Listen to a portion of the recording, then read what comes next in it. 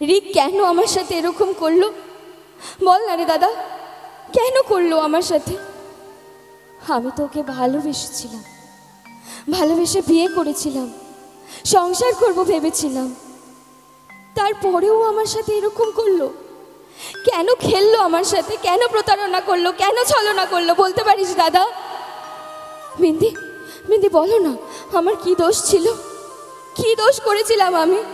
আমি তো শুধু ওর সাথে থাকবো বলেছিলাম, ওকে ভালোবেসেছিলাম। তারপরেও আমার সাথে, আর শুধু আমার সাথে নয়, না জানি না জানি কত মেয়ের জীবনটাও এইভাবে নষ্ট করে দিয়েছে, ছিনিমিনি খেলেছে। না না, আমি রিকের শাস্তি দেখতে চাই, আমি রিকের শেষ দেখতে চাই।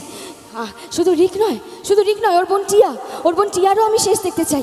এই দাদা, বিন্দি বলো না, তোমরা পারবে না? আমি জানি তোমরা যদি একসাথে থাকো, তোমরা যদি একসাথে হাত ধরো, দুজনের হাত ধরো, আমি জানি তোমরা ঠিক এখান থেকে আমাকে টেনে তুলতে পারবে।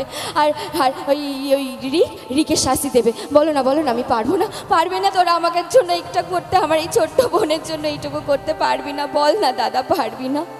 এইটুকু করতে পারবি না তোর এই ছোট্ট বোনটার জন্য? হয়েছে? ছবি তুলবে? আচ্ছা, আমি দাঁড়িয়েছি, নাও। দেখা যাচ্ছে তো? আবার ভিলেন? না, দেবো। ওরে বাবা, ভিলেন ছাড়া হবে না। এইটা করলে হবে? বলো, সব রকম ডায়লগ আমি দিতে এসেছি। হয়েছে তো ছবি তোলা? এর পরের গানে যাবো, পরের একটা গান শোনাবো।